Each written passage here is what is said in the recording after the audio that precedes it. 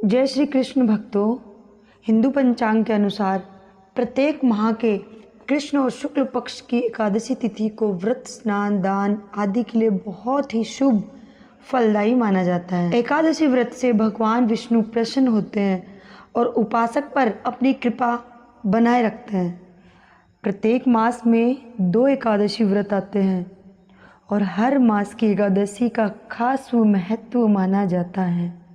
देवशयनी एकादशी से भगवान विष्णु 4 मास के लिए सो जाते हैं, इसलिए इन 4 महीनों को चातुर्मास कहा जाता है और धार्मिक कार्यों, ध्यान, भक्ति आदि के लिए ये समय श्रेष्ठ माना जाता है। आषाढ़, श्रावण, भादवो और अश्विन ये 4 मास धार्मिक रूप से चतुर्मास और चौमासा के रूप में जाने जाते हैं और ऋतुओं में ये काल वर्षा ऋतु का होता है। भगवान विष्णु 4 महीने तक सोते हैं और देव उठनी एकादशी को ही जागृति होते हैं। लेकिन इन महीने में एक समय ऐसा भी आता है कि सोते हुए भगवान विष्णु अपनी करवट बदलते हैं। ये समय होता है भादो मास की शुक्ल पक्ष की एकादशी, इसलिए इसे परिवर्तनीय एकादशी के रूप में भी जाना जाता है। आइए जानते हैं भादो मास शुक्ल पक्ष की एकादशी यानी परिवर्तनीय एकादशी के बारे में। परिवर्तनीय एकादशी को वामन एकादशी या पार्श्व एकादशी भी कहते हैं। वामन देव भगवान विष्णु के 10 अवतारों में से एक है, जिनकी पूजा अर्चना से भक्तों की सभी मनोकामनाएं पूर्ण होती हैं। ब्रह्मवर्त पुराण में भगवान श्री कृष्ण और भगवान युधिष्ठिर के संवाद में इसकी महिमा का वर्णन है। युधिष्ठिर महाराज भगवान श्री कृष्ण से पूछा, हे जनार्दन, भाद्रपद मास की शुक्ल पक्ष में आने वाली एकादशी के नाम क्या है?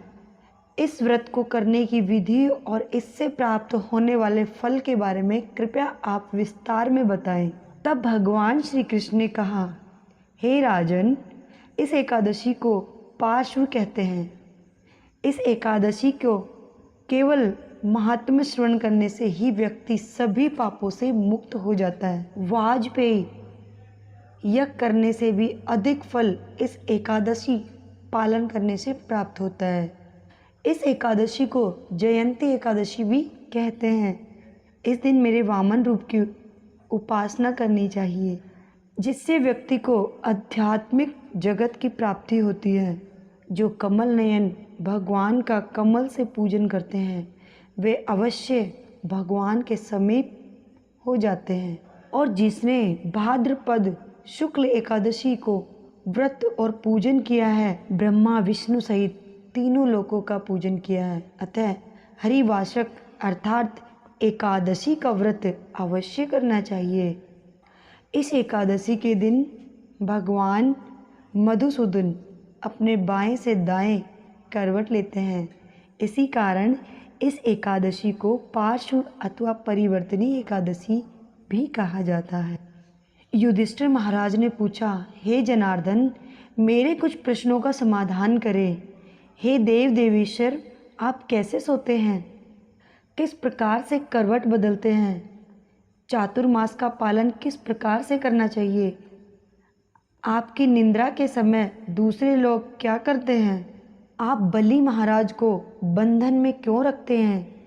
हे स्वामी, मेरी ये सारी शंकाएं आप कृपा दूर कीजिए।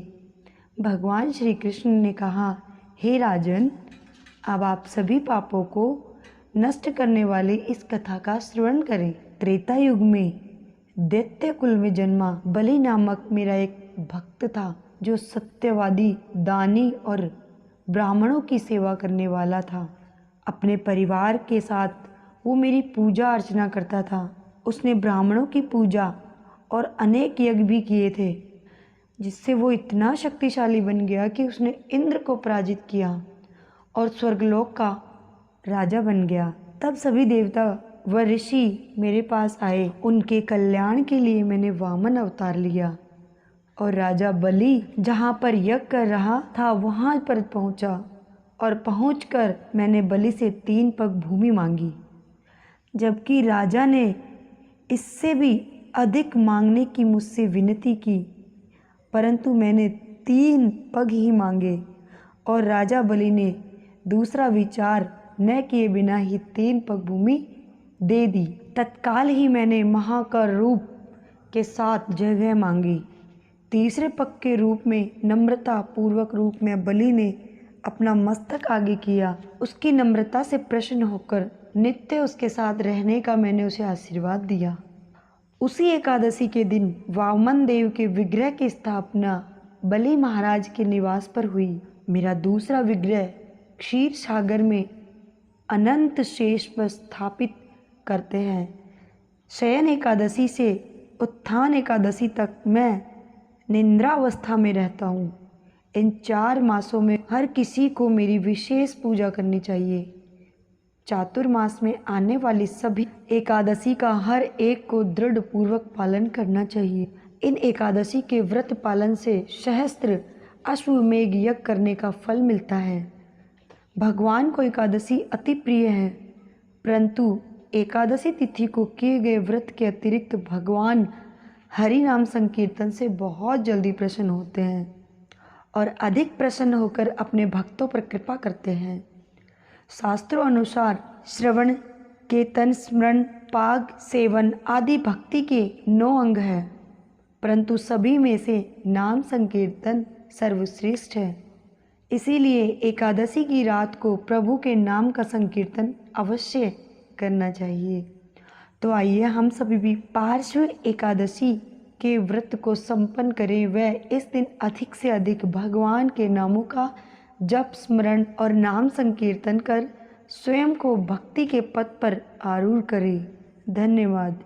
जय श्री कृष्ण।